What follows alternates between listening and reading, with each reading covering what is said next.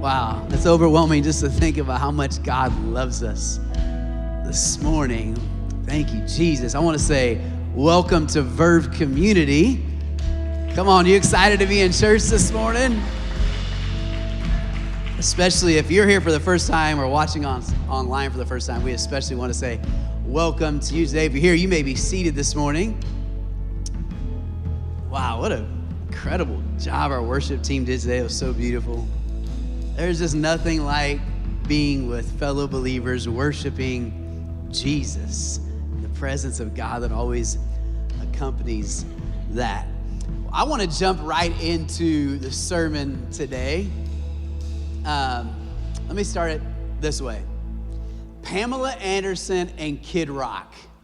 You probably never thought Pastor would open up a sermon like that, right? Pamela Anderson and Kid Rock were married for 122 days before they filed for divorce.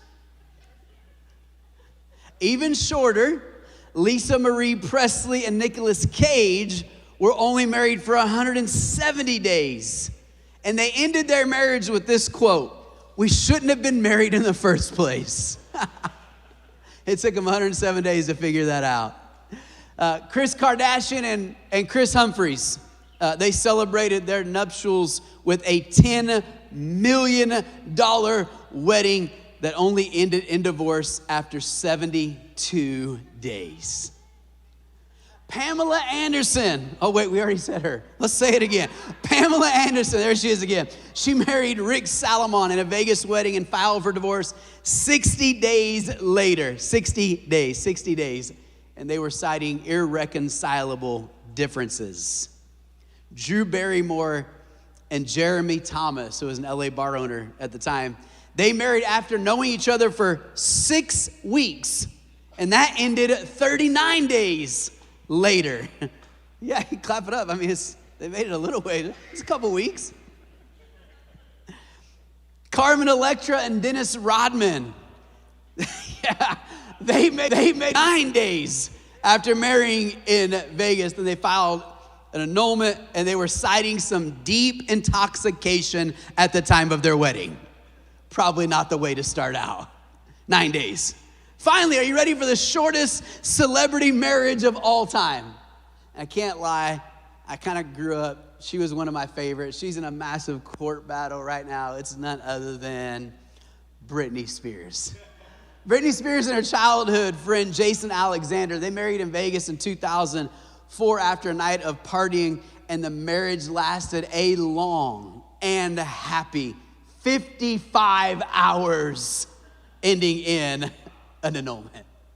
These celebrities probably don't paint the best definition of what love really is. So I thought I would give you what I think is one of the greatest definitions of love, and it's found in the scriptures. It's 1 Corinthians chapter 13, and it says, "So no matter what I say, what I believe, or what I do, I am bankrupt without love." I am bankrupt without love.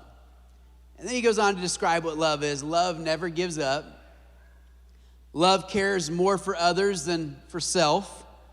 Love doesn't want what it doesn't have. Love isn't selfish. It isn't always me first. Love doesn't keep score of the sin of others. Love doesn't revel when others grovel. Love puts up with anything. Love trusts God always. Man, wouldn't it be amazing to have relationships that are built on this type of love right here? This is incredible. What an incredible definition of love. Love puts up with anything. It trusts God always. It always looks for the best. It never looks back. It keeps going to the end. Love never dies. Love never dies. We're in this series throughout the summer, and we're studying the book of Proverbs and what Proverbs has to share with us when it comes to living a life according to God's rhythm. And today I want to talk to you about what Proverbs has to say about love. And we're going to Proverbs Chapter 3. So if you have your Bibles open up, we're going to flip through a couple different verses today, or maybe you're following along on an app. If not, you can follow along behind me on the screen. Proverbs Chapter 3, verse 3 gives this really short but powerful statement about love. Watch what the Proverb says. Don't lose your grip on love and loyalty. Don't lose your grip on love.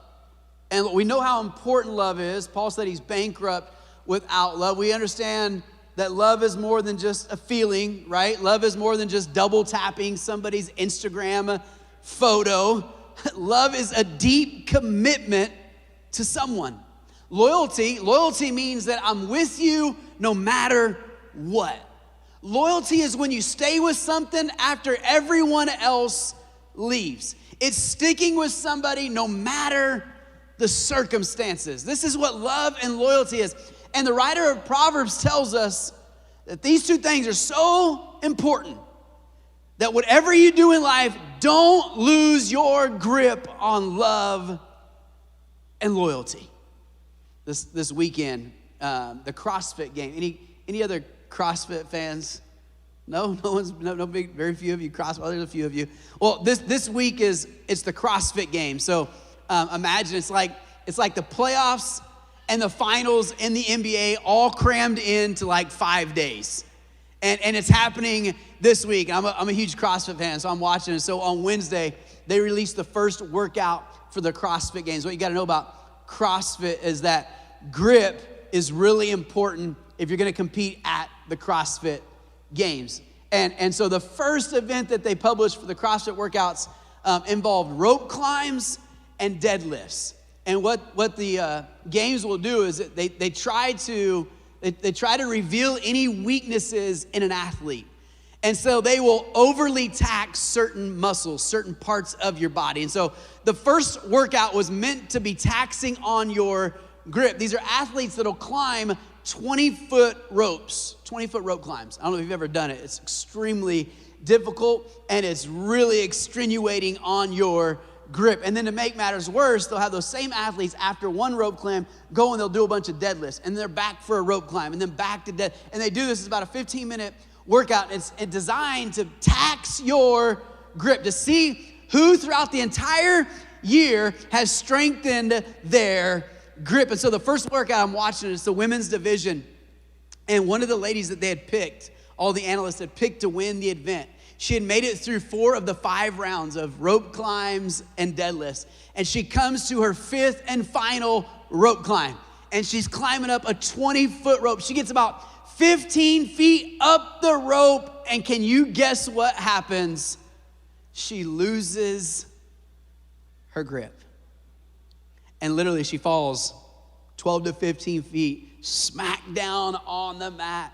Not only did she fall, but the chances of her winning the event fell with her. Proverbs says, don't lose your grip on love and loyalty. This is what I know about relationships. Relationships can be hard. How many of you are married this morning? You know, there are times marriage can be difficult. Marriage takes work. It takes a lot of work to maintain a healthy and happy relationship. Friendships are work, right? They are sometimes taxing on your grip. Those of you that have children know that sometimes it can be difficult maintaining these relationships. It's taxing sometimes on your grip. And so Proverbs says, I want you to think about, as we talk, I want you to think about all the different relationships, interpersonal relationships that you have that are built on love and loyalty. He says, don't lose your grip, because too often we lose our grip on love and loyalty. We lose our grip on love and loyalty when it comes to our marriage. And that's why today the statistics say that you have about a 50% chance of divorcing the person that you marry. We lose our grip when it comes to our children. They wind up being alienated from us. We lose our grip when it comes to our friends, and just slowly they drift apart. And yet Proverbs says if you want to live life to the fullest, if you want to experience life according to God's rhythm, you've got to get a grip on love and loyalty. And so those of you that do CrossFit, or maybe do something similar, there are vendors within the CrossFit organization that they realize that we've got to protect our grip in these workouts. And so one of them is Bear Complex, and Bear Complex came out with these grips that you can fasten to your hands. And so that way, you're protecting your grip so that when you get into a rope climb workout or a deadlift workout, anybody ever been to the fair and they have that competition to see how long you can hang from a bar? Yeah, you ever tried that? Right? And you know that's taxing on a grip. So some of these vendors came out. There's a few different ones. Bear Complex. I don't remember this other one that I've picked up. This is Wad and Dunn. You can tear these off and you put them on your hands, your palms, and you're protecting your calluses. You're protecting your hands. Ultimately, you're trying to protect your grip so that you can make it through the entire workout. So what I thought I would do today is Proverbs tells us how important our grip on love and loyalty is.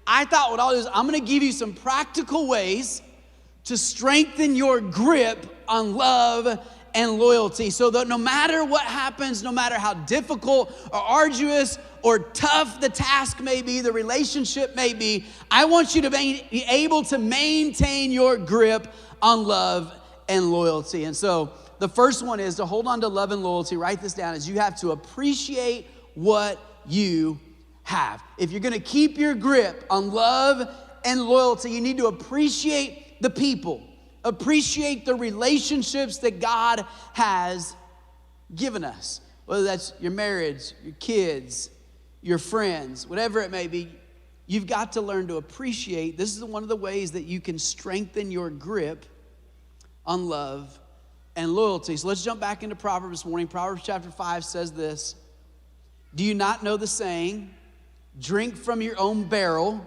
Now, he's talking specifically about marriage here, the relationship of marriage. And he kind of gives this analogy, and I think you can fill in the blanks. Do you not know the saying, drink from your own barrel, draw water from your own spring-fed well? I was thinking about that this morning. Some of you, I want to be careful. I don't want you to call your spouse a whale, W-H-A-L-E. He's giving us an analogy here.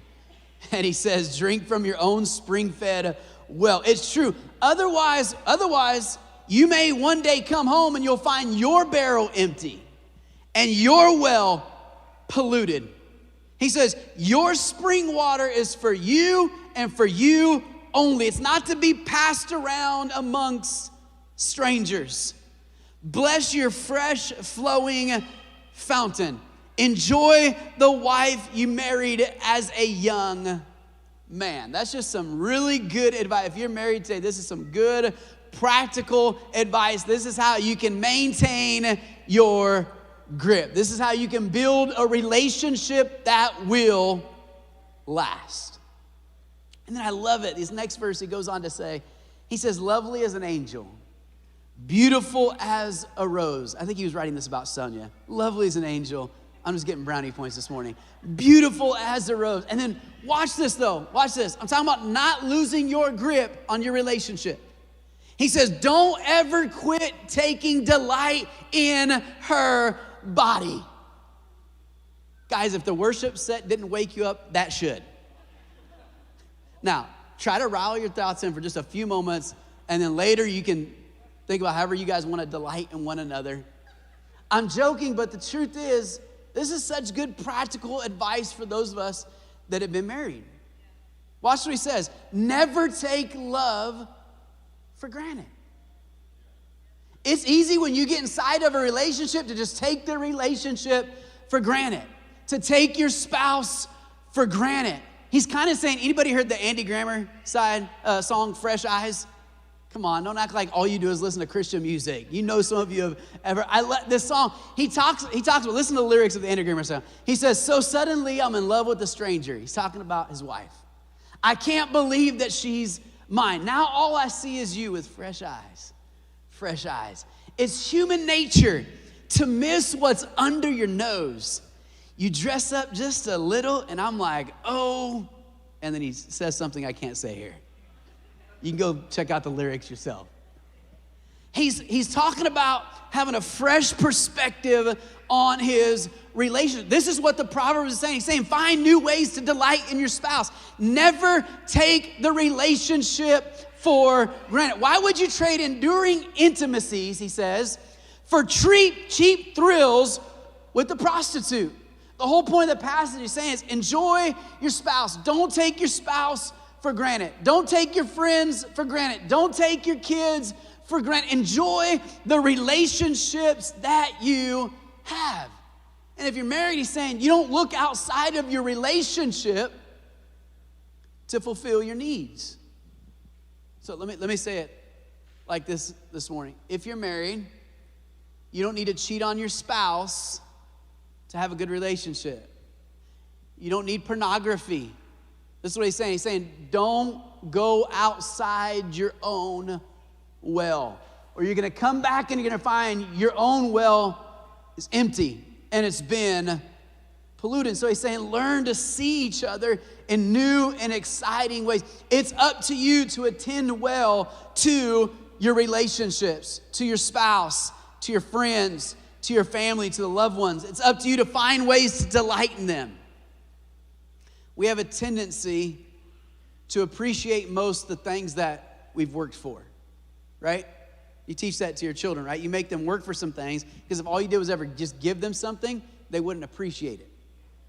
And it's the same is true in your relationships. You learn to appreciate the things that you work for. Some of you are like, but Pastor, I am working overtime right now. Like double overtime on this relationship. Yeah, it's just because God's trying to teach you to appreciate what you have. And it's true, we appreciate. And so what he's saying is you need to work at your relationship. And here's the thing about relationships. Here's the thing about anything in life is what you appreciates. I know that was kind of a play on words. Let me say that again. What you appreciates. What you value, what you maintain, what you take care of, what you protect. Guess what? It appreciates in value. I'm telling you this from experience now. Some of you have been married going on 21 years. And can I tell you this, and I can say this honestly this morning, every year that goes by, our relationship appreciates in value, and we put in more work, and we work at our relationship, and every year for 21 years, our relationship has gotten, it's like fine wine. It's just gotten better with time. And you know why? Because we appreciate it. We appreciate that we're thankful for it. We appreciate the value of what we bring to one another, and our relationship appreciates in value. Think about an old vintage car. Vintage is valuable, right? But if you don't spend the time with it, it can slowly lose its value. It can rust, it can break down, the leather can crack, the paint can chip. It's only valuable if you put in the work needed to maintain its value. But if you'll put in the work, it will appreciate more than you could imagine, right? This is our relationships. If we'll put in the work, if we make sure the leather don't crack, if we make sure that the paint don't chip. Come on, think about your relationships this morning. If you'll put in the work, if you'll maintain the relationship, guess what? It will increase. In fact, you can have one of the greatest relationships that you ever imagine if you'll appreciate what you have. Listen, God and your spouse and your kids, your friends are way more important than a car, so you should appreciate them, holding on to them, holding on to love and loyalty when it comes to them. And really it starts with simply appreciating them. Like, enjoy the relationships that God's given. Thank God for the relationships that God. When was the last time you woke up in the morning and during your prayer time just thanked God for your spouse? Like, God, I'm really just so thankful. You just appreciated the friends that God's given you, your children. Listen, talking about appreciating what we have. When was the last time you woke up and you were just like, God, I'm so thankful for the church community, the people that you've put in my life, that you have surrounded me. You know what you do? If you'll appreciate them, guess what? The value of those relationships will appreciate. Ultimately, you know what you're doing? You're getting a stronger grip on love and loyalty. Secondly, holding on to love and loyalty means you have to protect what is valuable. Listen, the people and relationships in your life are valuable. In fact, I would propose to you that they're the most valuable thing that you have. They're more valuable than possessions, places you can go, things that you can accumulate. Nothing is more valuable than the people and the relationships that God has placed in your life. That's why Proverbs says you've got to get a grip. You've got to hold tight to these relationships that are built on love and loyalty. And we protect what is valuable. Some of you have probably gotten a package in the mail before, and it's got one of these stickers on it. It says, fragile, handle with care.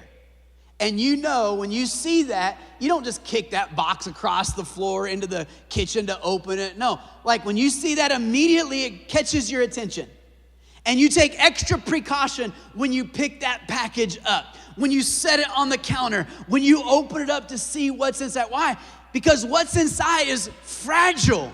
It might break if you drop it. Can I tell you this morning, your relationships, they're fragile. What's inside of those relationships is valuable. And if you're not careful, they can break.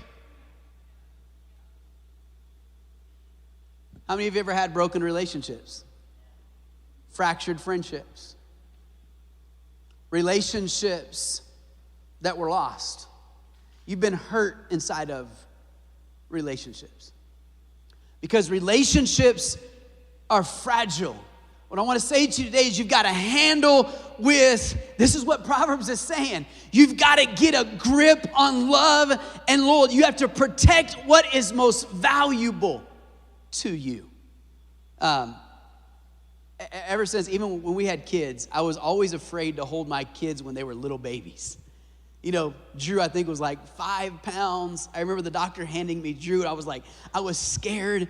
Because honestly, when he handed me that baby, I thought, oh my God, if I drop Drew, he's gonna break. If I drop Megan, I'm gonna damage. I remember being like, and ever since, even when they were kids, like if I was holding the baby, a lot of times I would sit down. I didn't wanna be standing up, walking around. And so for years, I've just been, I'm extra cautious when it comes to babies. And one of our staff members recently had a baby, and they were at church, little Max, baby Max and his mom, Crystal.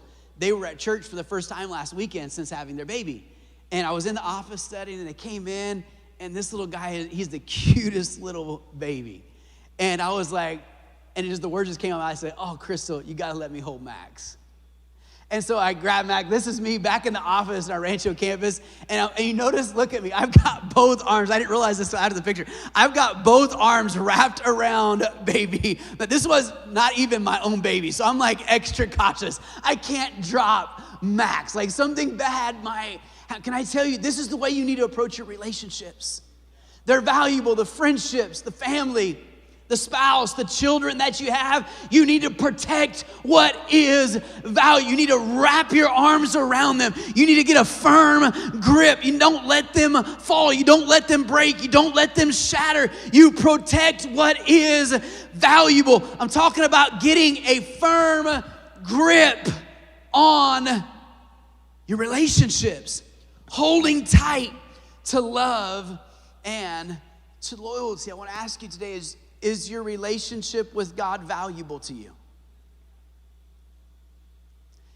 If it is, then you have to protect it. You can protect it by not allowing anything to take the place of God in your heart. You can identify the things in your life that pull your affections away from God, and you cut those things off from your life. Why? I'm going to protect what is valuable. How many of you, your marriage is valuable? Okay, for the 3 or 4 of you that are, let me talk to you for just the rest of you, it's not valuable. But for those of you that are, some of you are like, go ahead, let me ask you, how many of you, your marriage is valuable? Some of you ought to be like shouting right now, like, yeah, this is valuable. If it is, then guess what? You need to protect what is valuable. Let me tell you how you can protect your marriage. You can protect your marriage by not putting yourself in a situation where your heart could be led astray from it. If you find yourself being pulled away from your spouse by someone or something else, you need to run the other way. That's just good. That's just good preaching. I'm talking about protecting what is valuable. I don't know if you know this or not, but violins are like this.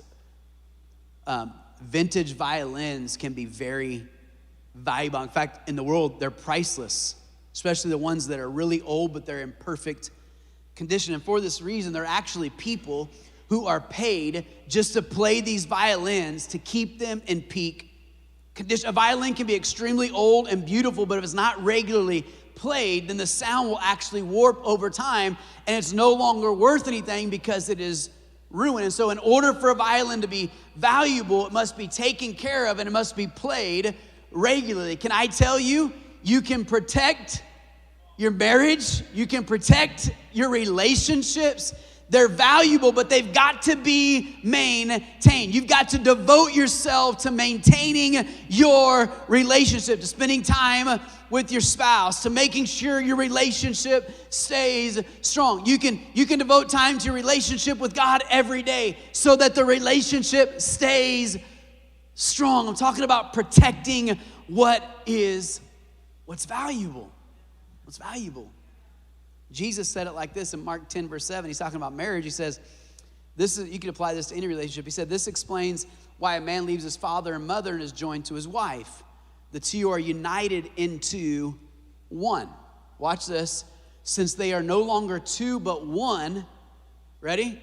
Don't let anyone, I'll insert, or anything split apart what God has joined together. This is the type of attitude we need to take towards our relationships. Some of you, God has placed relationships in your life, whether it's marriage or friendships, your children, whatever it is. God has specifically placed relationships in your life. What God has brought together, don't let anyone tear apart. Don't let anything tear apart what God has joined together. Sonia and I, early on in our marriage, I remember we were facing some rough times, to be quite honest, in our marriage. And I remember kind of feeling like we're losing our grip here on love and loyalty. And so we made a vow to one another. We said that no matter what, we were arguing, no matter what was happening, no matter how bad things got between us, that we would never say the D word. Not the one that you're thinking right now. We would never, in fact, we were fighting. We were never gonna say that we were gonna divorce one another. Now this isn't the scripture. This is just what we did. That we were trying to get a grip. That no matter, and we did that to say that no matter what happens, the kind of holding on that we were interested in was the type that lasted the entire ride. You remember when you made a commitment to your spouse, you said, till death do us part. When you brought a child into the world, you promised to love them always and forever. Even when you got your first BFF, you said we were best friends, right? Forever. Why? Because love is all about the long game. I'm talking about getting a grip. Don't lose your grip on love and loyalty. Lastly, holding on to love and loyalty means that you anchor for the storm. Appreciate what you have. Protect what is valuable. I'm just trying to give you some grips to put on the palm of your hands when there's some tension in the relationships. Because I believe that the author of Proverbs, as he's writing this, he knows that there's some storms that are gonna come into our relationships. There's gonna be some hard times that happen in every one of our interpersonal relationships. And so he tells us, whatever you do, don't lose your grip on love and loyalty. The third way we can do that this morning is you anchor for the storm. There are times when it feels like life is trying to rip love and loyalty out of your hands. Honestly, sometimes it feels like this giant cosmic tug of war, just back and forth. That feels like those rope climbers in the CrossFit games that are going 15 to 20 feet. It feels like the rope is fighting against you. And life sometimes is trying to rip your grip on love and loyalty and on your relationships. Think about unexpected sickness that can come up out of nowhere. It's like a jerk of the rope. Think about an incredibly tough time, like betrayal or lies that creep into the relationship. There's a yank on the road. It's trying to rip love and loyalty out of it. Think about the loss of a job, loss of a house, the loss of a child. Severe loss that some of us face. Think about the worst things that come out of nowhere sometimes. These are moments that we need to have an anchor for the storm. This is what ships do. When a ship lowers its anchor, the anchor goes all the way down into the bottom of the sea and it digs in.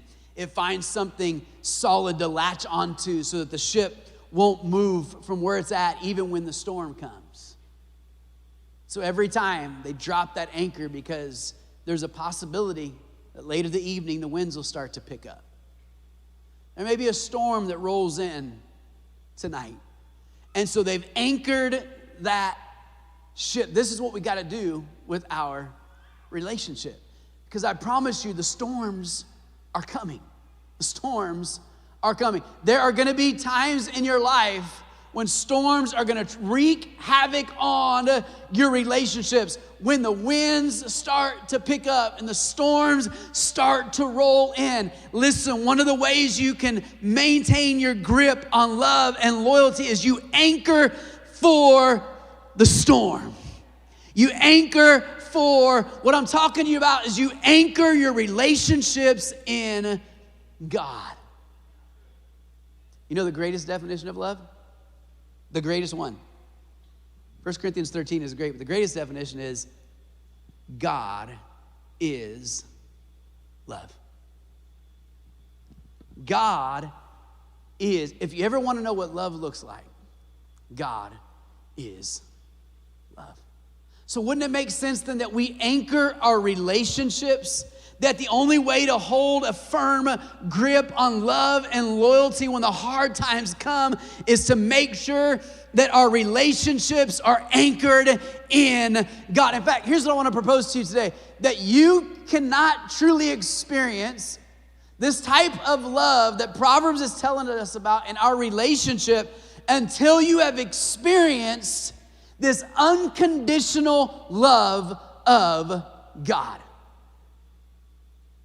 That is the well that you draw from in your own relationship. It comes from the unconditional love that we have experienced in God. In fact, that's why some of you this morning, you're struggling with your grip in your relationships because you have not experienced the type of unconditional love that only comes from God. Listen to the way the scripture describes the love of God. Romans 8:38, he says, I am convinced. If you don't leave here without anything else today, I want you to leave here with this verse. I believe that this verse could be the anchor for the storms in your relationship. I am convinced that nothing could ever separate us from God's love. Not death nor life, angels or demons, not fears for today or worries for tomorrow. Not even, look at this, not even the powers of hell itself can ever separate us from God's love. That's the kind of love that I'm talking to you about today. That nothing can separate. Can I tell somebody today, no matter how far you've fallen, no matter how far you've gone, no matter how big of a mistake you've made, there is a God today that is chasing after you with unconditional love, that nothing you do can separate you from the love of God. Some of you need to experience today what real love feels like. It's the type of love that chases you down, lights up the shadow, as the song says, tears down the walls that you've built around your life, tears down the lies that you've allowed into your heart today. It's the overwhelming, reckless love of God.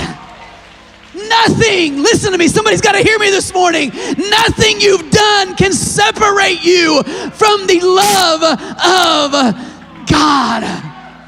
God's got a firm grip on your life today. I know the storms may be raging, the winds are picking up in life, but listen to me this morning. God's got you in the palm of his hands, and he won't lose his grip.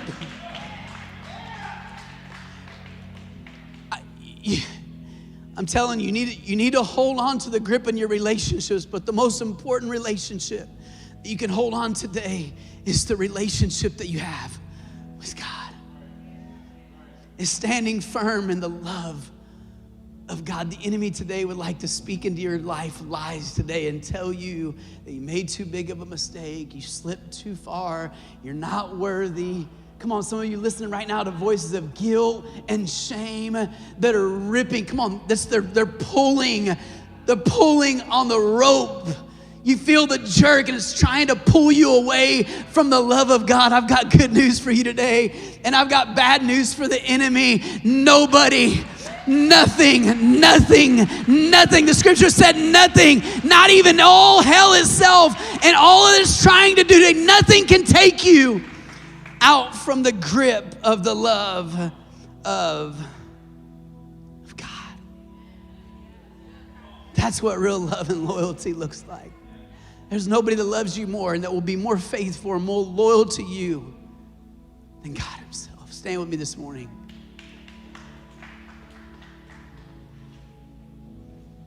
Remember this, as you're seeking to hold tightly to love and loyalty in your relationships, remember that God is holding tight to the love and the loyalty that he has for you.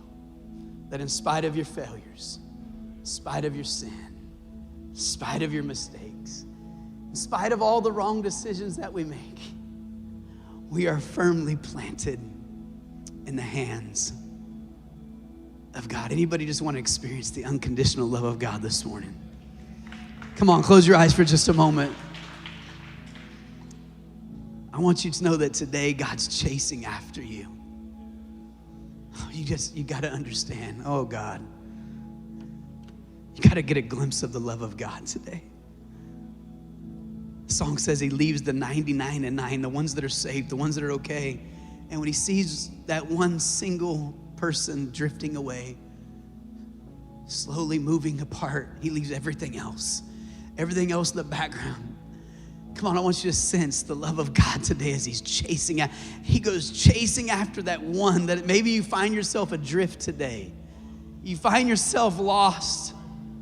I want you to know that there is a God that is chasing after you today. He's not gonna let you go. He's not gonna let you slip away. He's doing everything in his power today to hold tightly to your life. You need to be encouraged today that everything's gonna be okay. Everything's gonna be okay. You are firmly planted in the palms of the hands of God. Oh, I want you to experience what the love of God feels like today. I want you to experience this overwhelming, never-ending, reckless love of God. I'm gonna ask our worship team, we're gonna close in just a minute, but as we do, I want you to sing this song, and maybe you can sing it with a new perspective this morning as we sing about the love of God. And no matter where you find yourself today, I want you to engage in the embrace of God's hands that are stretched out today to pull you firmly and closely into his hands. Maybe today you find yourself adrift, you're lost. Maybe you're hurting today. Maybe some of you are suffering for some of those fractured friendships, broken relationships.